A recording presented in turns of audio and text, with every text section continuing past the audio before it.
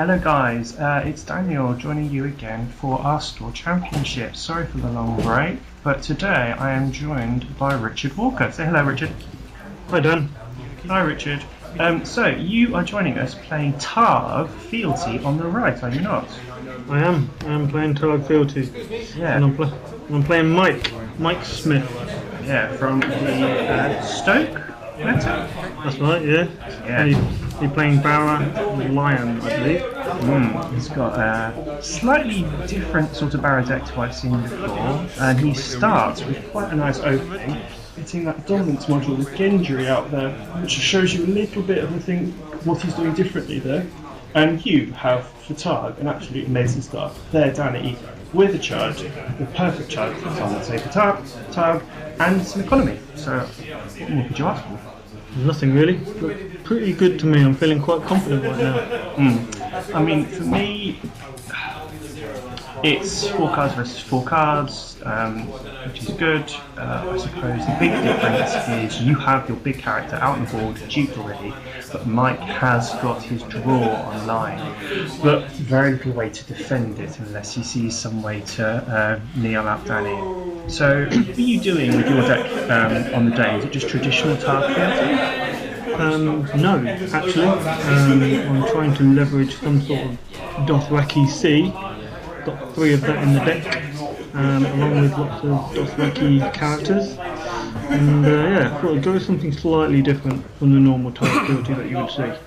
Yeah, so our store championship happened just after Wolves of the North was released. So this is post-Wolves meta, but it had just been released. So we didn't see a huge amount of stock on the day. We do have those cards to play with.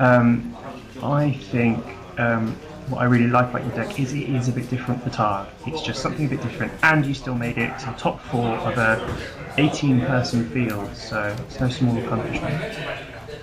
Yeah, well, we've got the 2 opening plots here, and Mike's going for summons, So, and I'm going for building orders. as Mike, what do you think he's looking for? Mel. Yeah. Got to be looking for Mel, right? Yeah, you've got to control Danny, I think. That's kind of your plan there, is to just try and control Danny, get a kneeling so that Targ can't utilise that. As Targ, what are you specifically looking for? Is there a specific card you want?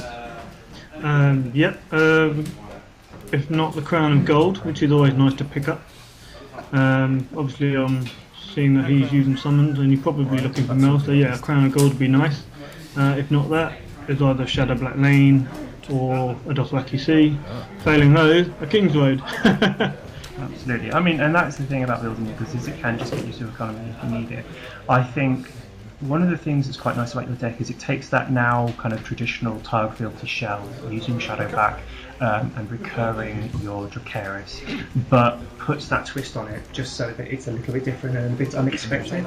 Kind of, I think, for a store championship and tournaments, putting your opponent on edge by playing cards they don't expect you to play, especially when you're playing something that, like if you're playing Barra Fealty or Targ Fealty, you can be kind of expected at times. You know the cards in their deck. By playing those Dothraki, I think you put them on edge because they don't know what's coming next. Exactly, yeah. The Dothraki C, you need to win a power challenge to actually put the Dothraki into play. And a lot of people, they've never played against the card. They don't, necessarily. It doesn't bring straight to mind that they need to win the power challenge. Absolutely. I think one of the difficult things in this matchup in general is because Barra are so good, and especially with Mike's build in particular, so good at just winning power. And because he's got that dominance module, because he's got Gendry, he is set up to kind of go, okay, if I really want to, I can sit back and just win power if I really want. So long as I don't lose the challenges, I can keep drawing cards. So long as you don't burn me to the ground, I'll keep accruing power on Gendry. Exactly. It's going to be difficult to get off a Dothraki C if I do get one into play. Yes, absolutely. So he has obviously played out his Mel, got your Danny kneeling, and it's now your turn for marshalling. It is, yeah. It's worth noting that he played some red cloaks, which were fresh into the meta. Not something I'm overly familiar with at this time. So, As a seasoned Lannister player myself, I started playing them just before the Lanny Rose deck got really big a couple of months back. I love the red coats. They have got two of my favourite icons, military and intrigue, together, and also they allow you to just spend any of that extra gold that you've got laying around at the end of challenges on just making them stronger, increasing your power for dominance. I think people talk about how they are less effective and they're not a beast that they would be pre-First Snow, but I, even in a First Snow meta, still really like them because they are just so utilitarian. They are the icons you want, doing the thing you want. I really like them. yeah, I guess the only downside, if you keep slinging money on them, if they do get first node, it's a waste, but then, you know, in standing and dominance phase, you've got nothing to do with that money anyway. Exactly. And I think that's, for me, the way to look at them is when they get first node, it's not a waste because that money would have gone away anyway. If you're playing for dominance, having that extra strength in them and eventually having quite a big character pre-first snow, it's just giving you extra value of money that you would have lost anyway. Yep, that's right.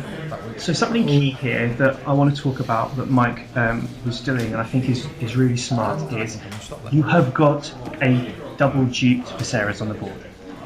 He hasn't used Mel or Gendry.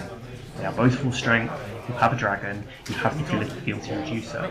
He, I think, is being very cautious here, wanting to pick off little intrigue challenges to try and whittle away your hand so that he can try and guarantee you don't have Dracarys when he does swing with his bigger characters, which I think is very clever early on in Tyr. There's one of two ways of tackling them. You either have to be really cautious, use your small characters to try and whittle away their hand, or just make them use it. Just absolutely swing in and kind of go, I might lose a character, but I have to take that risk. Yeah, I think you're right. He's obviously playing around the Dracarys. There's obviously some sort of fear there. And quite rightly so, you wouldn't want to lose Melisandre or Gendry in this situation. So playing very smart.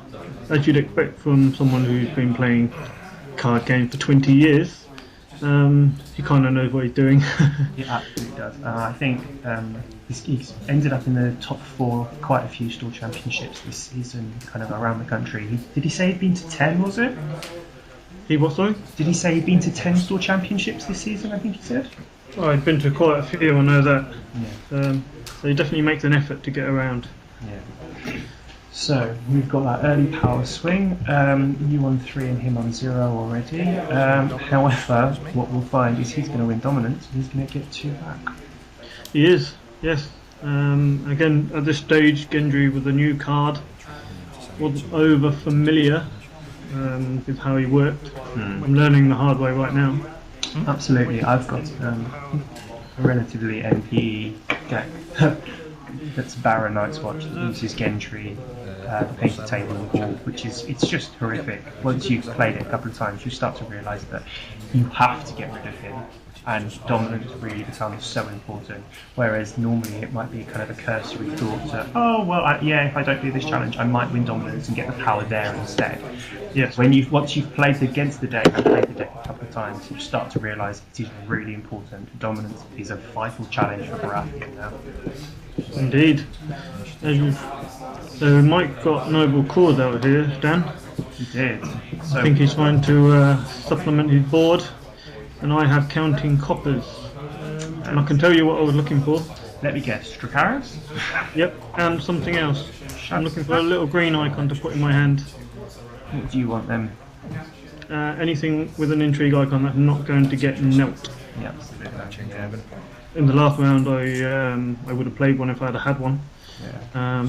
Obviously, couldn't do that.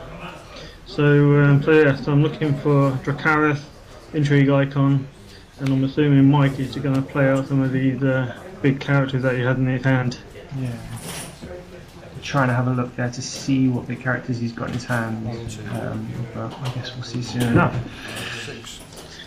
Yeah, we're going to see maybe a Jaime, Tyrion. Oh, Jaime. Yeah, Jaime. It's quite nice.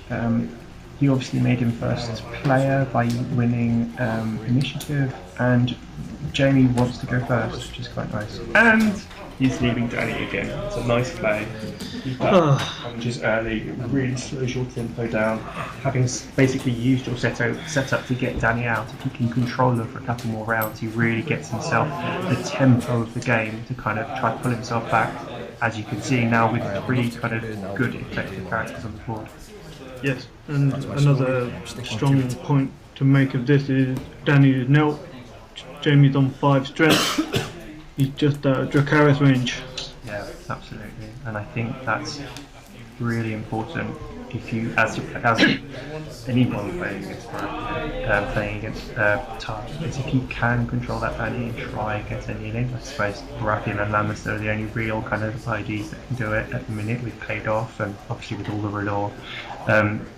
It just makes that Tyr matchup so much easier for you. I mean, as Tyr, you've got a lot of stand in-house. Were you running Illyrio or Handmaidens? Yep, 2 Illyrio, no Handmaiden, but I also had Waking the Dragon in the deck. Oh, okay. So, hoping I'd got Illyrio with counting coppers and enough money to do it, but not a chance this round. Yeah, I think when you're playing that counting coppers this round, it does limit your economy severely, but getting that King's Road on the board so that you're set up for later is quite nice. Yeah. And a green icon. That's quite nice. I want to see it. Yeah, but it doesn't look like Mike's board yet, does it? No. So, when I saw Mike playing this deck on the day, so obviously TOing the event, watching him play it basically, what everyone has said about first edition decks, it really reminded me of that kind of Hyper-Neil deck that just gained power quite well for him quite quickly, but just Nelson controlled your board and played as a real traditional control deck. I really like that. I think it's a really nice deck to play. Well, not nice for you, but nice as in quite fun. Yes, I understand Lanny was the Neil house in the first edition, right? Yeah. Yeah, not something I've got much experience of myself, but however, you do have a claim to fame with your first edition experience, don't you? Yes, Mr. Dave Bamford kindly came round to my house to sort of play an introductory game, and I destroyed him with my Targ deck. And I really wish I'd stopped playing one then. But no, we had a few more games and we won't talk about them. Okay, let's not. So Mike is continuing on the very tactical, very cautious move of just doing an intrigue challenge with 2 characters. He's got a gold left, and we will see one of the key reasons he's bannered Lannister. Yes, he's definitely taking control and kneeling my green icon down, making sure I don't use the shadow black lane that I have out. I've got no gold to give him, and Jaw is going to be knelt. No intrigue challenges for me this round. Yeah, and I think that is, less so now with people used to the Brothel Madam and Paid Off, but it's just so hard to plan for that Paid Off challenge against you and then kneeling out those key icons. I think that's one of the things that this deck and Mike did really well on the day, is identifying those key characters to kneel, because some people might be tempted to kneel the dragon and say, well actually if I kneel the dragon this round, that protects me from Dracarys, but long term, kneeling that intrigue icon and getting that on that intrigue icon means he can control your hand, and tactically speaking means that he's got a greater chance of getting rid of those Dracarys if you do draw them. That's true. I was kind of expecting him to try and ferret out the Dracarys. I mean, I think we've seen in Mike's hand that he actually does have a scene in flame. So rather than play the fiery followers, he may have used scene in flame for the kneel, depending on whatever else he had in his hand. So I was quite, surprised watching the video, but they didn't do that. So I think for me, holding on to that scene in flames from when you don't have real characters to play out is quite useful. One, that perfect knowledge of scene in flames is amazing. Being able to hold onto that kneel for when you need it while still advancing your board state by playing out your characters with R'hllor, especially when he's got Gendry on the board, means that those fire followers could stand predominant and Gendry's going to get more power. So it's mini Iron Throne for him. So I think playing out those fiery followers first, waiting to play the scene in flames, at the minute, so long as he can keep playing quite cautiously, is a good call. Yeah, he doesn't need to kneel out his board at this stage. He has very good control over my board state right now by kneeling Danny, which is quite devastating for my deck at the moment. So, can you talk to me about why you threw that military challenge at him, which you defended Jamie and got renown on it? Basically, just trying to kneel out some of his board. He doesn't have an Iron Throne out, but obviously misreading the board state, kind of, when you're getting control to the point, sometimes you make decisions which are not really that good for the overall board state. So yeah, it's just another play mistake, really, I guess. And I think that's one of the key things that a lot of people don't really appreciate. At this point, you've been playing Thrones all day, and those mistakes do creep in. So, moving into the next round, we've got your summons versus his headlong spikes. I suppose what he's thinking is, let's just try and whittle down your hand as much as possible. That's what he keeps doing. He's obviously made you first player? I think he's gone first and chosen my plot to go first. Oh, okay. So he's hoping for a nice juicy target, and I take a dragon with a green icon. Okay. So, you're getting that green icon. I mean, for me, the difficulty I always find as Targ, whenever I've played them in the past, is actually the power icons. Because when you look through all the charts in your deck, you've got a lot of power icons. But what you don't have is you don't have a lot of power icons that you want to use in power challenges. I mean, you've got Danny, who obviously you can use, but your dragons you want to save for Dracarys. And there was my pointing at your head and going, where's the Dracarys? And he's going to get another Tears of Bliss out of your hand, which I suppose you don't really mind, because the only decent target on the board is Gendry, but... Yes, against Mike's board at the moment, I guess Tears of Bliss isn't going to do a great deal of damage. It will take Gendry off the board, but, getting through that intrigue challenge isn't looking that likely. And I can tell you, at this stage of the game, I do not actually have a Dracarys in my hand. Ah, so he's being cautious and playing it just fruitlessly. Yes, and I'm bluffing the Dracarys a little bit. I think we're having a little bit of...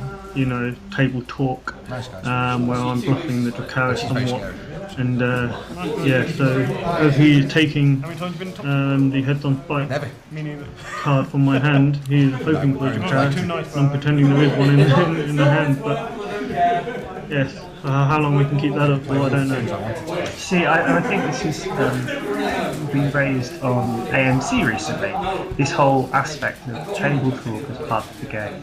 And while I may not necessarily agree with Dennis that it is your job to try and trip up your opponent, what I do think is quite key is being able to use that bluffing element.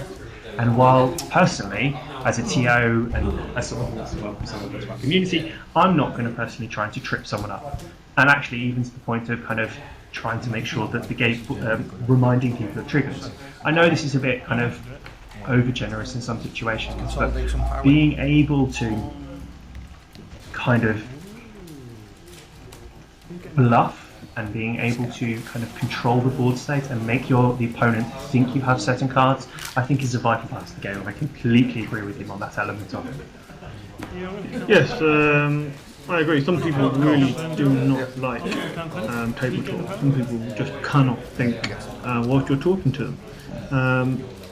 And there's no rule against it. I certainly enjoy the table talk, really, and so does Mike. Me and Mike quite enjoyed the game.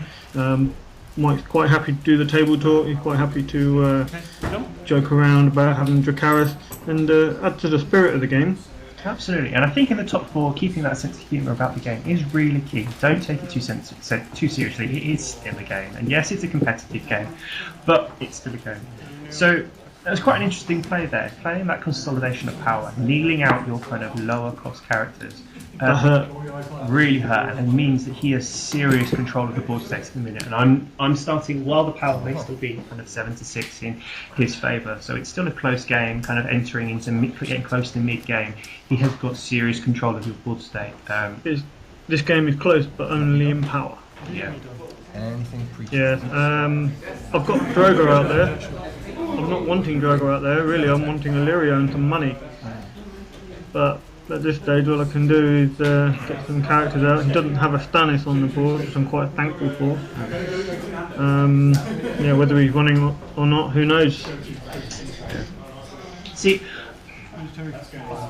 board state wise, what I suppose the difficulty is if you've got Drogo in your hand, you need to play him and you need to kind of get him on the board. But at the minute, with the way he's controlling the board, it's going to be hard to effectively get off those 2 military challenges, especially when he's got 2 fiery holes, 2 red cloaks, Jamie on the board. And if he keeps standing really, he can keep using Jamie on the in challenges without worrying if he's being killed. Of course, the only icon he's really missing, he's only got 2 power icons. The other 5 characters, no power icon at all. But you know, at this stage in the game, with Drogo out, you want to be making 2 military challenges. You want to put some pressure on the board, and a reset plot would be a nice consideration if I had one. But So, no wildfire in this. while I understand he's trying to get those power, because he is limited on those power icons at the minute, he's trying to get that power through renowned as Jamie. I'm not sure how I personally feel about doing that military challenge, because you are giving you the opportunity to kill Viserys and get rid of that paid off, which that kind of slight choke element, which I personally think is really effective against Targ, because they do have so many characters they want out on the board. Preventing that kind of choke element does put yourself in a bit of an awkward situation. Yeah, in retrospect, bad choice, and then it allows him to do that. But he has another one. Yeah, indeed. So it didn't really matter. He actually just got another paid off onto another big character, and I've got no money to stand him. Yeah. If only it was an event, I could have used a hand judgment. If it was a 0 cost event, that is.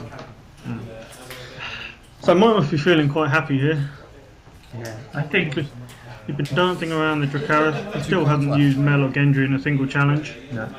He's playing around the Dracarys, I'll buy my time. and yeah, it's looking pretty grim for me. I think this is an excellent example of how smart play can really set you up for a powerful board state, and how knowing what is potentially in your opponent's deck can be really key to winning a game. I agree. The additions of the red cloaks and the paid off to Baratheon in Mike's deck, along with Gendry as well. Again, they're fairly new cards, and I admit to being naive to that at that stage, and it makes a big difference. It's like we were saying about the Dothraki EC earlier and the surprise element. It does make a big difference. So I'm probably sitting there and I'm feeling probably slightly rattled, thinking, he's got these new cards, what's going on here? And Mike's sitting there surveying the board. As we said before, he's a veteran of the game, he knows exactly what he's doing. And he knows what's going on, he should be feeling quite confident. I'm not happy at this stage. No. So, to your credit, and this is something I would really like to raise, is when we've held tournaments, you have consistently been in the top 2, in the top 4 of all the tournaments. So, in our meta, I think you have definitely proven yourself as a very strong player. And while the deck may be struggling with this control that he's shoving against you, I think. I'll just interrupt there. Mike has kneeled Melisandre. He's used her in a challenge. Yes, and to defend against my power challenge, even though I have fealty still to use, a dragon standing, he decided now to take that step. I think it's got to a point now, board state wise, where he feels, on 9 power 2 and 6, he feels relatively confident. He's done quite a few intrigue challenges against your hand. I think he's starting to think, okay, now this is the tipping point. If you've got that Dracarys, you need to show it to me. Indeed. Of course, he didn't get Dracarys. So, No. So what's basically happened now is he has to be thinking, okay, either you don't have it, or for some reason you're saving it for a different character. I think at this point, not having used it, he knows, okay, I can run rampant. Yes. I mean, the only conceivable thing I'd be doing is saving it for Gendry or Jaime with those renowns on them. At least take a dent in the power total, peg him back slightly. Whereas now we know the truth is I don't have it at the moment. And I think being on his side of the board, there is always that paranoia of thinking, well, maybe he is trying to get rid of some of that power as well. But objectively speaking, if you had the opportunity to kill Mel, you're going to do it.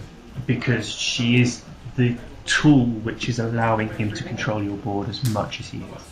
Of course, but him using Mel in that challenge is telling me that he probably doesn't have a lot of Willor to play out. Yeah. Not knowing, of course, knowing now we know he had the Scene in Flames in his hand. Sitting on that side of the table, I'm thinking he probably doesn't have any more Willor to play. Yeah. So is it worth burning her? Would I have? Maybe. So he's played out filthy accusations, and I think if we hadn't seen that Scene in Flames in his hand, I would now kind of go, actually, this as a Baratheon deck, because I don't normally personally like Scene in Flames in a Baratheon deck. I think there is something to be said for too much Neil. But if you get to that point where you have run out of cards, maybe if he hadn't had that Scene in Flames in his hand, this is where I would have liked to see the accusation, because he's now at a point where he's beginning to control the game. He's getting into the middle phase of the game. What he really wants to do is control your impact characters and try to start rushing to the finish now as quickly as he can. He's only 4 away after all. 4 power to the end game. He's probably feeling quite confident he can do it now.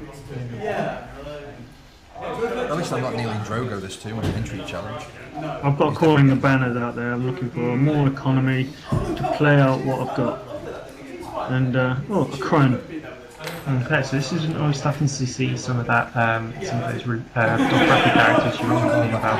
Is there any particular synergy that you're aiming with for the crone, or is she just another intrigue icon for it? I think at this stage I'm struggling for impactful characters. I am running the Dothraki army in this, the 8-cost army, which of course more Dothraki characters would do per cost. Whether I have one, I cannot remember at this stage. But it looks like I'm just blowing some chuds onto the board, just trying to make a difference, knowing that at this stage it's probably quite futile. There's still a Kingbird on my side, plenty of economy. I don't think I've triggered Shadow Black Lane once yet. Yeah, I think the difficulty that I think in a Lannister-filled meta as a Targ Black Scene in Flames. The Scene in Flames.